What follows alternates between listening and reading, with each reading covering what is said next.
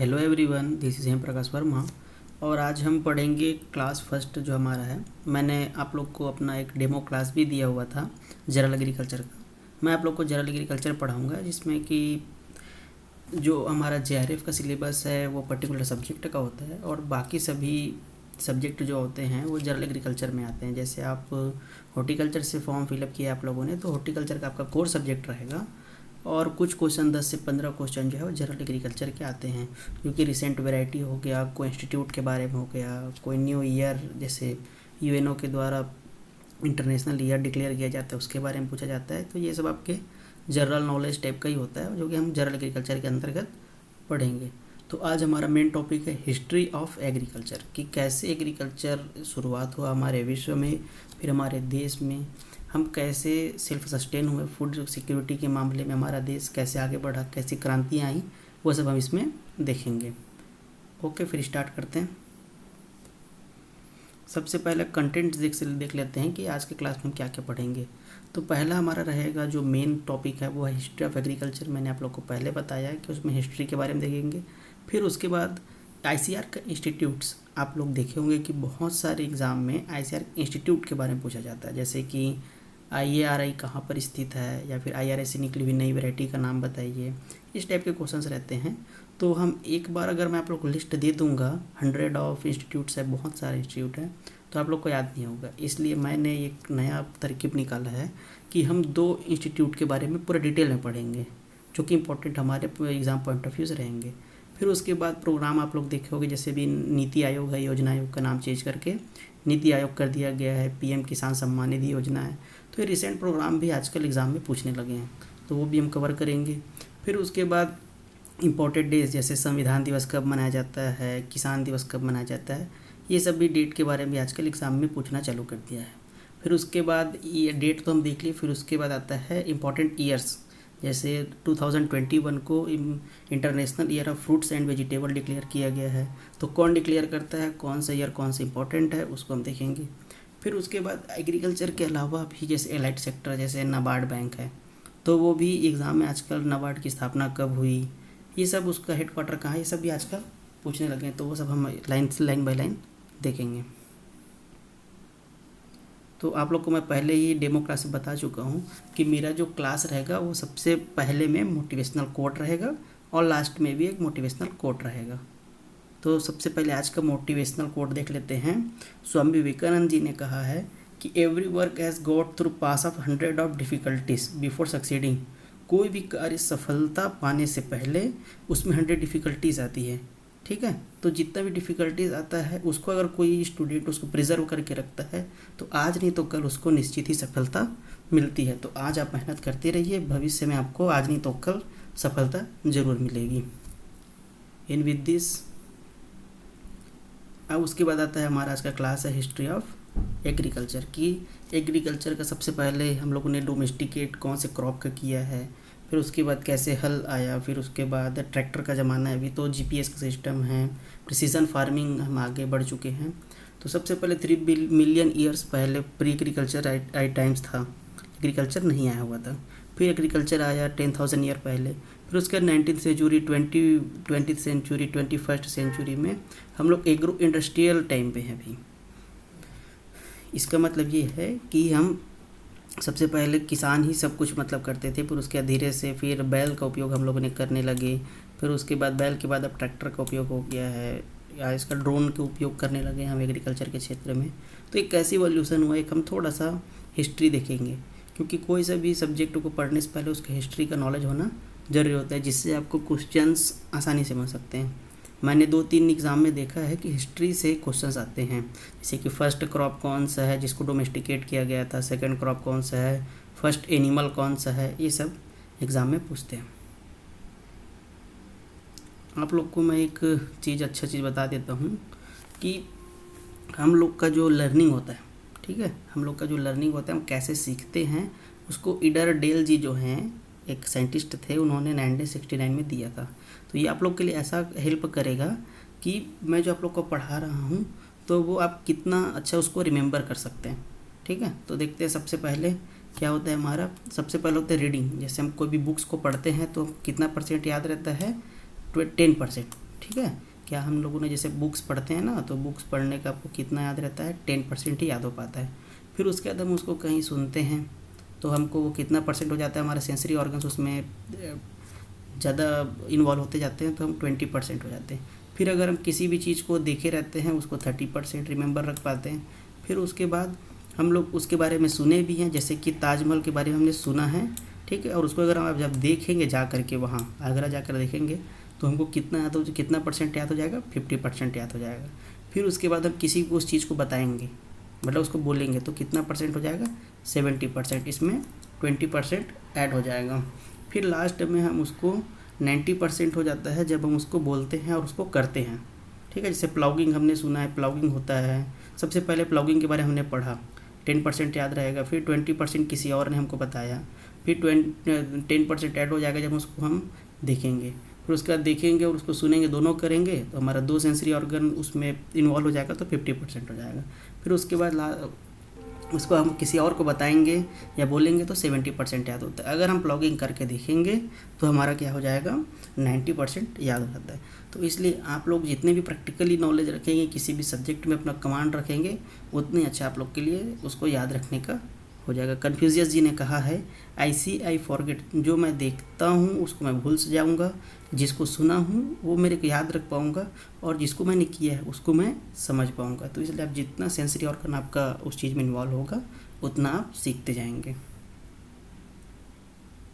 देखिए अब हमारा क्लास का जो टॉपिक है उसमें आ जाते हैं। हमारा आज का टॉपिक है ओरिजिन ऑफ एग्रीकल्चर की, एग्रीकल्चर की उत्पत्ति कैसे हुई। सबसे पहले आप लोग को पता है कि पहले जो आदि मानव हुआ करते थे, ह्यूमंस होते थे, वो क्या करते थे, हंटिंग एंड गैदरिंग करते थे, शिकार करते थे या एकत्र होकर करके अपना जीवन यापन करते थे। फिर उसके बाद जनसंख्या बढ़ते गई तो उन्होंने क्या किया, अब बहुत सारे जानवर्स का उन्होंने हंटिंग करते थे, ठीक है। फिर हंटिंग करने के बाद उन्होंने सोचा कि क्यों ना हम कुछ खेती करते हैं, मतलब कुछ फसल उगा करके देखा जाए।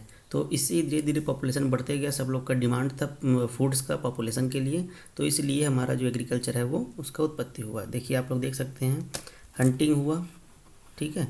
हंटिंग के बाद पॉपुलेशन बढ़ते गया, ठीक है, पॉपुलेशन बढ़ते गया। फिर उसके बाद डेंसिटी बढ़ते गई, घनत्व बढ़ते गया, फिर मोबिलिटी भी घटते गई। उसके बाद फिर हमारे एग्रीकल्चर का उत्पत्ति हुआ। फिर उसके बाद हम जब हिस्ट्री पढ़ रहे हैं तो उसमें बहुत ही इंपॉर्टेंट चीज़ आता है, एग्ज़ाम पॉइंट ऑफ व्यू से मैं आप लोग को बता देता हूँ कि मेजर जो फेमाइस, जो कि महामारी जो आई थी ना एग्रीकल्चर के क्षेत्र में, उसको भी हम लोग को पढ़ना रहता है। ये भी एग्ज़ाम पॉइंट ऑफ व्यू से बहुत इंपॉर्टेंट है। तो सबसे पहले आया था, आयरलैंड में आया था द ग्रेट आयरिश फेमाइन। इसका आप लोग को पेपर में नाम पूछ सकता है, ईयर पूछ सकता है, और कौन से कंट्री में आया था। तो ये कहाँ आया था, आयरलैंड में आया था। और इसमें कितने लोग की मृत्यु हुई थी, 1 मिलियन, ठीक है, 1 मिलियन, मतलब बहुत बड़ा महामारी आया था। तो ये किसके वजह से हुआ था, लेट ब्लाइटा पोटैटो, पोटैटो में एक डिसीज़ लगता है लेट ब्लाइट, ठीक है। तो लेट ब्लाइटा पोटैटो की वजह से ये फेमाइन आया हुआ था, महामारी था, बहुत बड़ा महामारी था ये एग्रीकल्चर के क्षेत्र में, और सबसे पहला महामारी था। तो आप लोग को पता है कि ये एक लेट ब्लाइटा पोटैटो डिसीज़ है। तो डिसीज़ जो है वो किसी भी ऑर्गेनिज्म के द्वारा होता है, तो उसका नाम है फाइटोप्थोरा इन्फेस्टेंस। तो आपको एग्ज़ाम में पूछ सकता है कि कौन से ईयर में आया था, तो 8045 टू 8049 है, ये बाई मिस्टेक हो गया है, यह 1849 है, ठीक है। तो ये आपका आयरलैंड में आया हुआ था। नेम क्या इसका, द ग्रेट आयरिश फेमाइन। और इसमें कितने लोग की मृत्यु हुई थी, 1 मिलियन। और किसके द्वारा हुआ था, लेट ब्लाइटा पोटैटो, जिसका कॉजल ऑर्गेनिज्म क्या है, फाइटोप्थोरा इन्फेस्टेंस, ठीक। तो ये हो गया वर्ल्ड लेवल पे एक हमने पढ़ लिया। फिर उसके बाद दूसरा आता है हमारे इंडिया में। हमारे इंडिया में जब भारत देश आज़ाद होने से पहले एक बहुत बड़ा फेमाइन आया हुआ था, जिसका नाम था ग्रेट बंगाल फेमाइन। ये बंगाल जो है, पश्चिम बंगाल जो है वहाँ हुआ था, और ये कब हुआ था, 1943 में। इसमें भी 2.7 मिलियन डेथ्स हुए थे ओनली बंगाल में। भारत देश में बहुत बड़ी भूखमरी हो गई थी, इससे बहुत बड़ा महामारी था ये। और ये भी किससे कॉज्ड हुआ था, ब्राउन स्पॉट ऑफ राइस, ठीक है, ब्राउन स्पॉट ऑफ राइस, जिसका कोचिलोबोलस मियाबेनेसस, ये इसका नया नाम है। इसका पुराना नाम था हेलमिंथोस्पोरियम ओराइजी, ठीक है। तो इसका पुराना नाम, नया नाम चेंज हो गया है। तो आप लोग को इसको याद रखना, एग्जाम पॉइंट ऑफ व्यू से ये इंपॉर्टेंट है, ठीक है। तो एक हो गया हमारा इंडिया का, एक वर्ल्ड लेवल का। और तीसरा एक चाइना में आया था 1958 से 62 में, इसको बोलते ग्रेट चाइनीज़ फेमाइन। ये इसलिए इंपॉर्टेंट हो जाता है क्योंकि ये किसी भी कॉजल ऑर्गेनिज्म या फिर किसी भी डिसीज़ या इंसेक्ट पेस्ट के द्वारा नहीं आया था। ये वहाँ की पॉलिसी गलत मेकिंग कर दिए थे चाइना वाले, इसलिए ये फेमाइन वहाँ आया हुआ था। तो ये भी कि इम्पॉर्टेंट है कौन सा ऐसा फेमाइन है जो कि किसी कॉजल ऑर्गेनिज्म या फिर किसी डिसीज़ के द्वारा नहीं हुआ था, वो किससे हुआ था, पॉलिसी अच्छा नहीं बनाए थे हम लोग। पॉलिसी जैसे हम लोग एग्रीकल्चर का बजट बनाते हैं ना, वैसे ही पॉलिसी अच्छा मेकिंग नहीं किए थे, इसलिए ये फेमाइन वहाँ पर आया हुआ था। तो हमारा 3 हम लोग ने पढ़ लिया मेजर फेमाइन से, ठीक है। द ग्रेट आयरिश फेमाइन है, द ग्रेट बंगाल फेमाइन है, द ग्रेट चाइनीज़ फेमाइन, ठीक। तो ये एग्ज़ाम पॉइंट ऑफ व्यू से इम्पॉर्टेंट है, बहुत बार एग्ज़ाम में देखा गया है। अब उसके बाद आते हैं हमारा एक हिस्ट्री, थोड़ा सा मैंने आप लोग को बताया था कि इंडिया में कैसे या फिर वर्ल्ड में कैसे एग्रीकल्चर आगे बढ़ा था। तो इसमें थोड़ा कंटेंट और देख लेते हैं, इंट्रोडक्शन रहेगा थोड़ा सा, फिर अर्ली हिस्ट्री था, फिर वैदिक पीरियड जो थे, ठीक है, वैदिक पीरियड के बारे में थोड़ा सा पढ़ेंगे। पोस्ट महाजनापदास पीरियड जो था 1500 BC से 200 EC तक, फिर उसके बाद अर्ली कॉमन एरा था, फिर हाई मिडिल एज तक तो जो चला वो दूसरा हो गया, तीसरा हो गया लेट मिडिल एज, फिर उसके बाद फोर्थ है कॉलोनियल ब्रिटिश एरा, फिर उसके बाद Republic of India 1947 common era से अभी तक दो चल रहा है। हमारा जो एग्रीकल्चर है इंडिया में वो 9000 BC पहले से ही यहाँ पर cultivation of plants, domestication of crops and animal का स्टाइल अपनाया गया, ठीक है। यहाँ हमारे इंडिया में डबल मानसून होता है और इंडिया में बहुत सारे क्रॉप है जिसको इंट्रोड्यूस किया गया, वो हम आगे देखते हैं। ये आपके एग्ज़ाम पॉइंट ऑफ व्यू से ये क्वेश्चन हर बार एग्ज़ाम में पूछा जाता है। हिस्ट्री से अगर क्वेश्चन आया तो वो रहता है कि फर्स्ट क्रॉप कौन सा जिसको डोमेस्टिकेट किया गया था। तो पहला आपका आएगा बारले, ठीक है। बारले जिसको हम लोग हिंदी में जौ बोलते हैं, उसका ही सबसे पहले डोमेस्टिकेशन मतलब उसको अपनाया गया था, उसको खेती के रूप में लिया गया था। सभी जितने भी थे वो वीड के रूप में, अनवांटेड प्लांट्स जो होते हैं ना, वीड के रूप में उगते थे, लेकिन बारले को सबसे पहले इंसान ने उसको खेती करना शुरू किया था। फिर उसके बाद सेकंड में आता है वीट, ठीक है। फिर जुजुबी थर्ड में, जिसको जुजुबी का भी डोमेस्टिकेटेड किया गया था, ठीक है, 9000 BCE। BCE का फुल फॉर्म होता है बिफोर कॉमन एरा, ठीक है। फिर उसके बाद ये तो हमारा क्रॉप हो गया। फिर इसके बाद क्रॉप के बाद आता है हमारा एनिमल्स। हम लोग इंडिया में आप लोग देखेंगे कि एनिमल्स का रेयरिंग भी स्टार्ट हुआ था, जो कि सबसे पहले किसका था, सीप का, फिर उसके बाद गोट का हुआ था, ठीक है। तो ये आपके एग्ज़ाम पॉइंट ऑफ व्यू से बहुत ही इंपॉर्टेंट है कि फर्स्ट क्रॉप कौन सा डोमेस्टिकेटेड किया गया था, फिर सेकंड। अगर ऑप्शन में दोनों हैं तो आपको दोनों को ही मीन्स क्या है, फर्स्ट ऑप्शन है बारले, सेकंड है वीट एंड थर्ड है A and B, तो आपको A and B भी आप लगा सकते हैं। ऑप्शन के ऊपर डिपेंडेंट है कि बारले दिया है कि वीट दिया है या दोनों दिया हुआ है, ठीक है। तो ये देख लेंगे। और फर्स्ट एनिमल कौन सा है, वो है सीप, उसके बाद है गोट, ठीक है। तो ये हमारा एक एग्ज़ाम पॉइंट ऑफ व्यू से इम्पॉर्टेंट चीज़ था जिसको हम लोगों ने पढ़ लिया है। फिर उसके बाद धीरे धीरे करके एग्रीकल्चर जो है धीरे धीरे कश्मीर में आगे बढ़ा, फिर कॉटन इंडस्ट्रीज़ आई, वो हम आगे लाइन से देखते जाते हैं। फिर उसके बाद आप लोग को पता है कि फलों का राजा आम है, तो वो इंडिया में सबसे पहले मैंगो, फिर उसके बाद मस्क मेलन, ठीक है, ये सब आते गया। फिर उसके south Asia, south east Asia में शुगर केन का कल्टीवेशन किया जाने लगा, गन्ने की खेती करने लगे। फिर उसके बाद राइस आते गया, राइस के बाद मिक्स्ड फार्मिंग, इंडस वैली जो है सिंधु घाटी की सभ्यता जिसे हम कहते हैं, इंडस वैली सिविलाइजेशन के टाइम पे आते गया।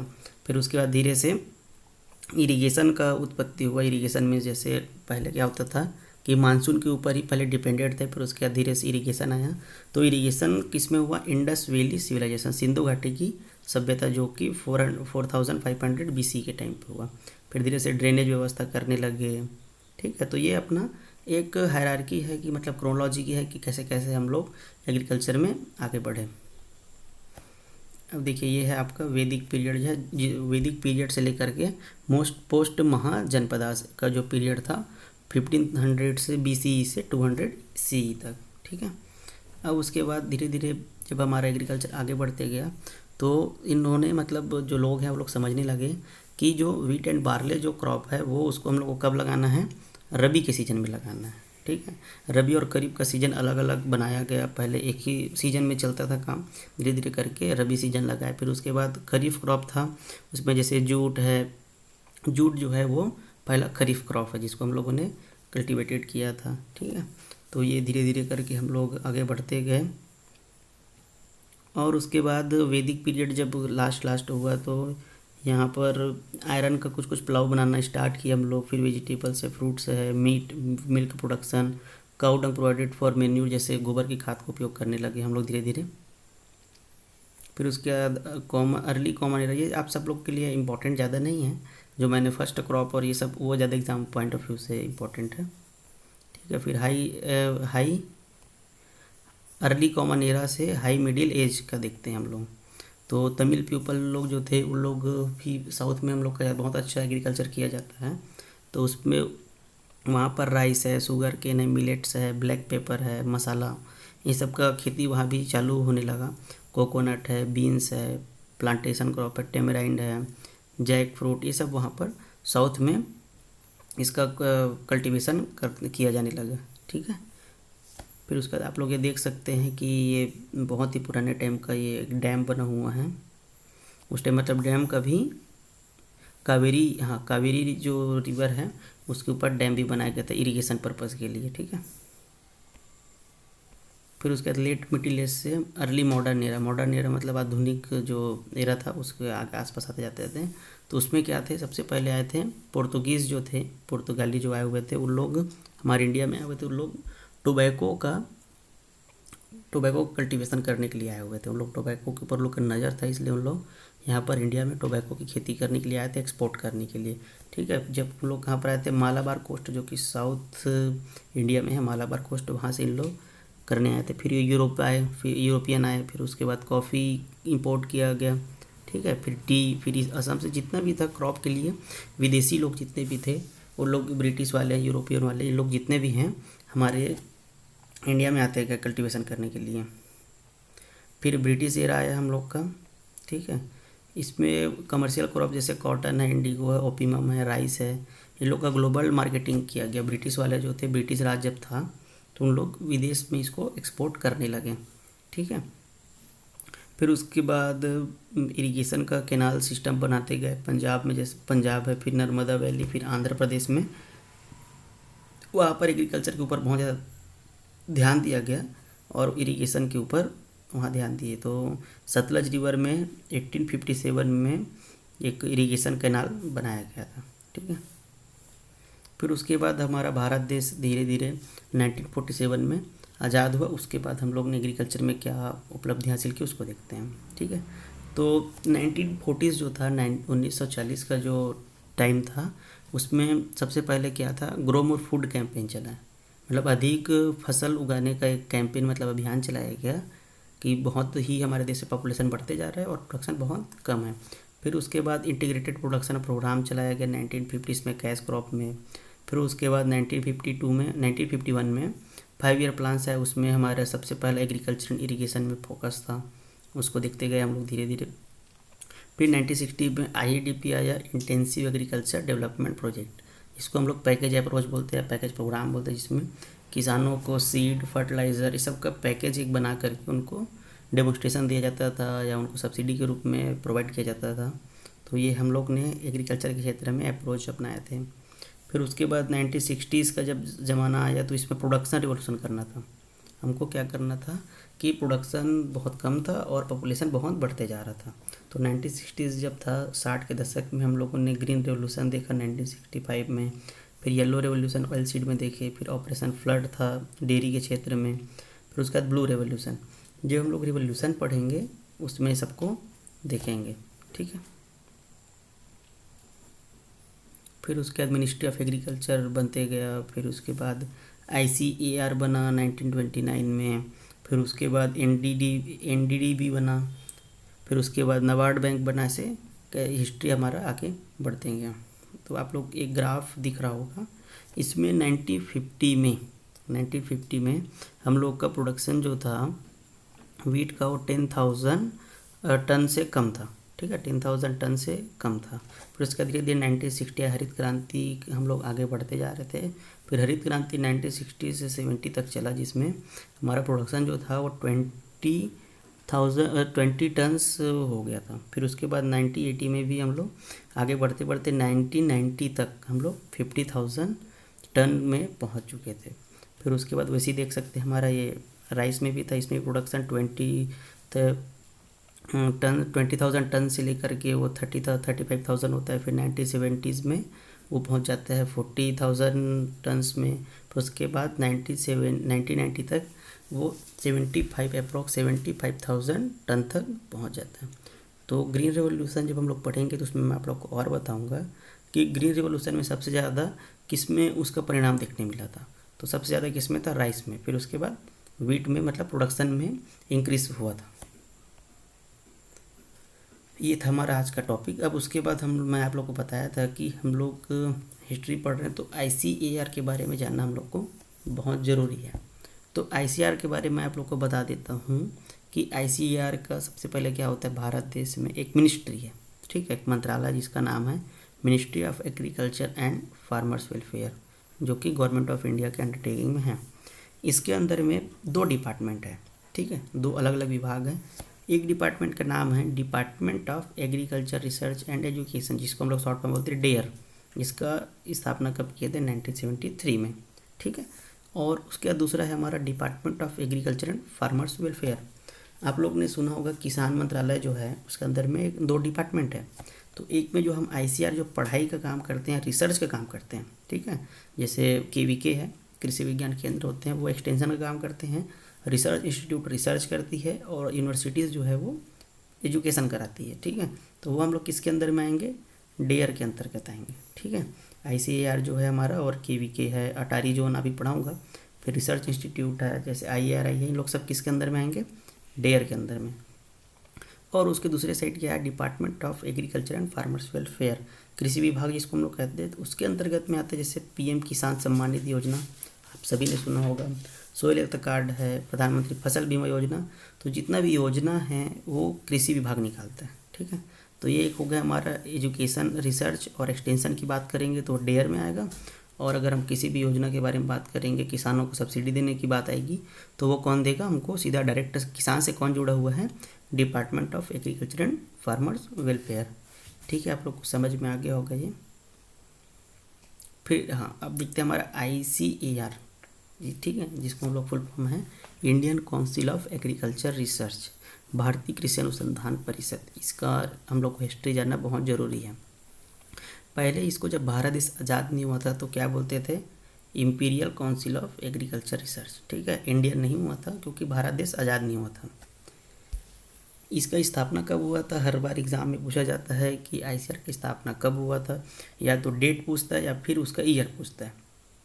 तो आप लोग को हमेशा याद होना चाहिए 16 जुलाई 1929, 16 जुलाई 1929। और 16 जुलाई को हम लोग क्या मनाते हैं? ICAR डे, ठीक है। तो ये कितने साल पुराना हो चुका है? 92 ईयर्स ओल्ड है। 1929 जब आएगा, 2029 आएगा तो 100 ईयर्स इसको कंप्लीट हो जाएंगे, ठीक है। तो ये आपको याद रखना है कि 16 जुलाई को 1929 को ICAR का स्थापना हुआ था, ठीक। तो ये क्या है? ICAR जो है रजिस्टर्ड सोसाइटी है। क्या है? जैसे आप लोग को कंफ्यूज होंगे कि ये तो सर काउंसिल है, फिर आप सोसाइटी बोल रहे हैं। तो हमारे देश में रजिस्ट्रेशन होता है किसी भी संस्था का, तो वो किसी भी रजिस्ट्रेशन एक्ट के तहत होता है। तो ये ICAR जो है रजिस्टर्ड किससे है? सोसाइटी रजिस्ट्रेशन एक्ट होता है जो कि 1860 में बना हुआ था, ठीक है। तो उस सोसाइटी एक्ट के अंतर्गत ये रजिस्टर्ड है। जैसे आप नॉर्मल एग्ज़ाम की प्रिपरेशन कर रहे हैं, जैसे स्टेट पर आपका CET है, इसका प्रिपरेशन कर रहे हैं, तो उसमें ये पूछेगा कि ये कब इस्टेब्लिश्ड हुआ था और कहाँ हुआ था, ठीक है। तो ये नॉर्मल क्वेश्चंस हो गए। लेकिन जब आप JRF में जाएंगे, थोड़ा साइंटिफिक में जाएंगे, तो आपको ये नया क्वेश्चन देखने को मिलेगा कि ये ICAR जो है रजिस्टर्ड सोसाइटी है कि रजिस्टर्ड काउंसिल है, या कौन से रजिस्ट्रेशन एक्ट से ये रजिस्टर्ड है, ठीक है। तो ये थोड़ा साइंटिफिक क्वेश्चन होते हैं, इसके आने की संभावना ज़्यादा होती है। फर्स्ट DG इसके क्या होते हैं? डायरेक्टर ऑफ जनरल होते हैं, ठीक। ICAR का डायरेक्टर ऑफ जनरल जो होता है, जो हाईएस्ट पोस्ट है, ठीक है, सबसे इसके हेड होते हैं वो डायरेक्टर जनरल होते हैं। और जो वो होते हैं सेक्रेटरी, अभी आप लोग को पढ़ाया डेयर उसके सेक्रेटरी होते हैं, उसके सचिव होते हैं। किसी भी विभाग के होते हैं उसके एक सचिव होते हैं, जैसे कृषि विभाग के सचिव अलग हैं, डेयर के सचिव अलग हैं। तो जो इसका डेयर का सेक्रेटरी होता है वही आईसीएआर का डीजी होता है। ठीक है, तो पहले कौन थे? डॉक्टर बीपी पाल। ठीक है, डॉक्टर बीपी पाल जी का नाम आपको याद रखना है। फिर अभी वर्तमान में करंट डीजी और डेयर के सेक्रेटरी कौन है? त्रिलोचन महापात्रा जी। ठीक है, त्रिलोचन महापात्रा जी हैं, इनका भी नाम आप लोग को याद रखना है। अब ये रजिस्टर्ड सोसाइटी है, तो इसमें क्या होते हैं? प्रेसिडेंट होते हैं। उनका फर्स्ट जो थे उनका नाम था खान बहादुर सर मोहम्मद हबीबुल्ला। ठीक है, और अभी कौन है जो कि एग्रीकल्चर मिनिस्टर होते हैं वही इसके प्रेसिडेंट होते हैं। तो अभी कौन है? मिस्टर नरेंद्र सिंह तोमर जी, जो कि एग्रीकल्चर के मिनिस्टर हैं। आई होप आप लोग को समझ में, अगर कोई भी डाउट होगा तो आप लोग कमेंट बॉक्स में मैसेज कर देंगे, फिर उसका रिप्लाई मैं आप लोग को कर दूंगा। फिर उसके बाद आईसीएआर के बाद आता है आईएआरआई। आप लोग सुने होंगे कि सबसे अच्छा एग्रीकल्चर में इंस्टीट्यूट है, उसका नाम है आईएआरआई। ठीक है, ये डीम्ड टू बी यूनिवर्सिटी है, मीन्स ये ऑटोनोमस है, इसका खुद का मतलब एक गवर्निंग बॉडी होती है, उसके अंतर्गत आता है। ये सीधा सेंट्रल गवर्नमेंट के अंदर आती है, स्टेट गवर्नमेंट का इसमें कोई अधिकार नहीं होता है। तो आईआरआई जी है जो है उसको किसने स्टार्ट किया था? Henry Phipps. ठीक है, यूएसए से आए हुए थे हेनरी फिप्स, इसलिए ये इसका एरिया कहाँ पर? ये पूसा में है, तो पूसा मीन्स होता है हेनरी फिप्स फ्रॉम यूएसए। ठीक है, तो ये पूसा एरिया का नाम पड़ा। तो सबसे पहले पूसा कहाँ था? बिहार में था। ठीक है, 1905 में बिहार में ये बना, आप लोग फोटो में देख रहे होंगे। ये फ़ोटो में पुराना बिल्डिंग था ये। ठीक है, और ये नया बिल्डिंग, ये न्यू दिल्ली में है और ये बिहार में था। ठीक है, तो बिहार आप लोग को पता है कि वहाँ अर्थक्वेक बहुत ज़्यादा आता है। तो 1934 में अर्थक्वेक आया, फिर उसके बाद इसको शिफ्ट कर दिए कहाँ? न्यू दिल्ली में। ठीक है, और इसको भी भारत देश आज़ाद नहीं हुआ था तो क्या बोलते थे?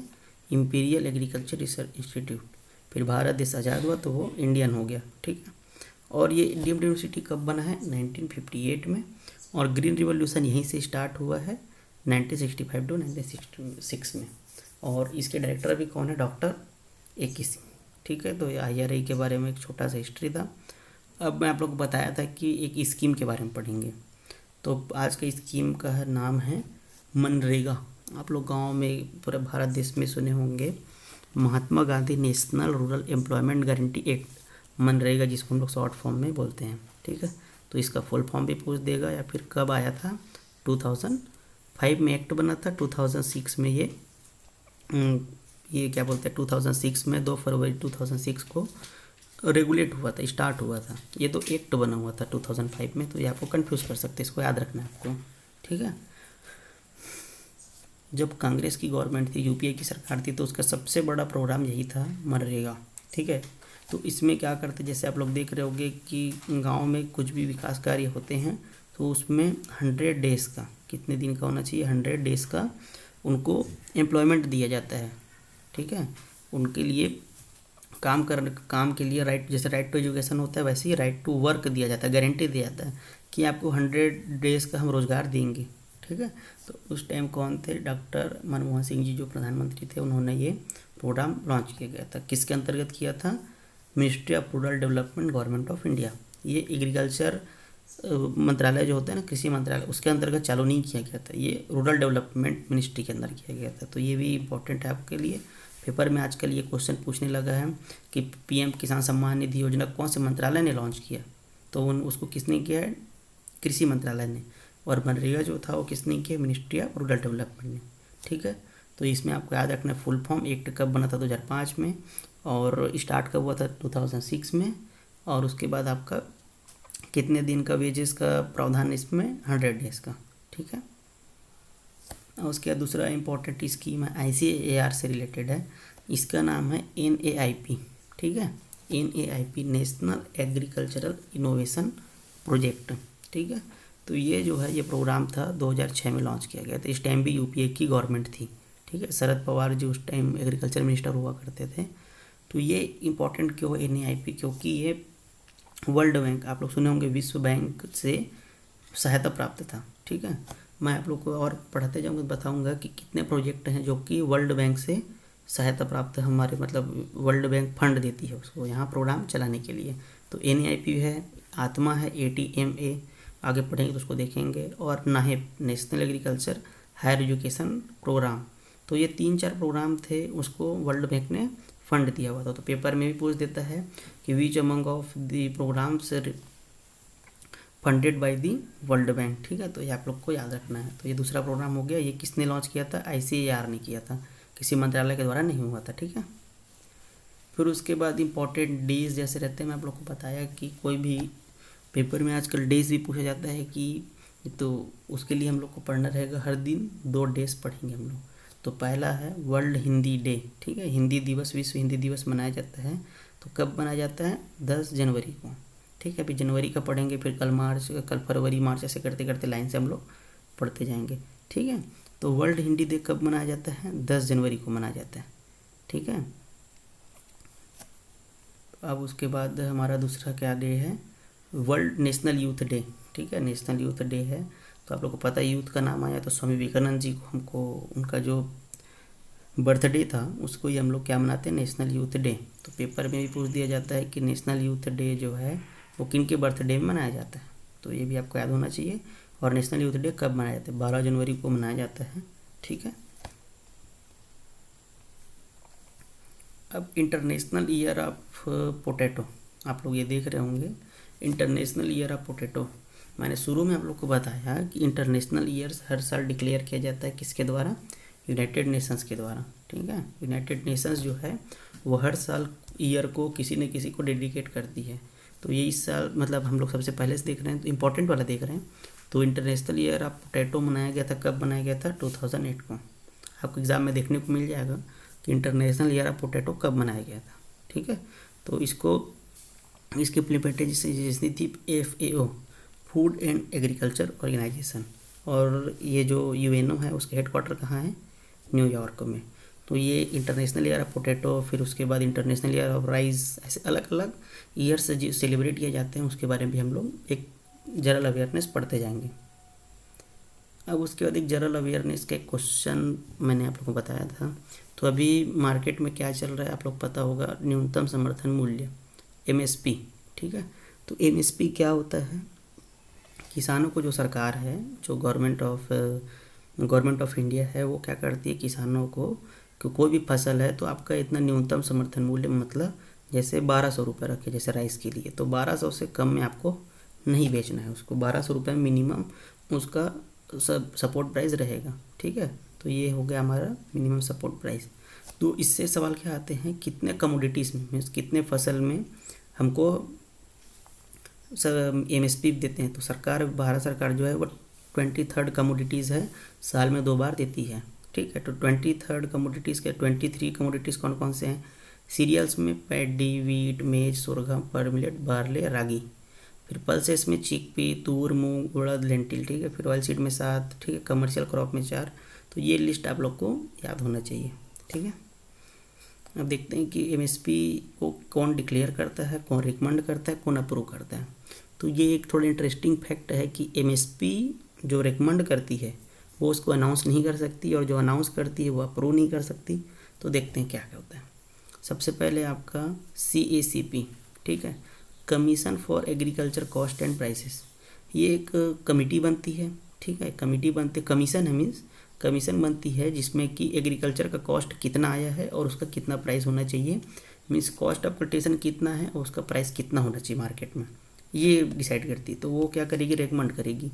जैसे उन्होंने बोला कि पैडी ग्रेड A का 80-35 रुपीज़ करना है पर क्विंटल। ठीक है, खरीफ क्रॉप के लिए।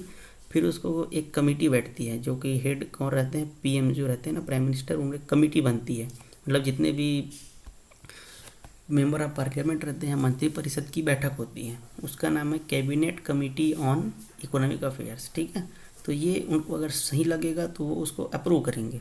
फिर उसके बाद प्रक्रिया होगी, अप्रूव होने के बाद उसको अनाउंस किया जाएगा। ठीक है, तो जैसे अभी ये लेटेस्ट 2020-21 का जो खरीफ था उसके लिए किया गया था। ये फ़ोटो आप लोग के लिए मैंने लाया है।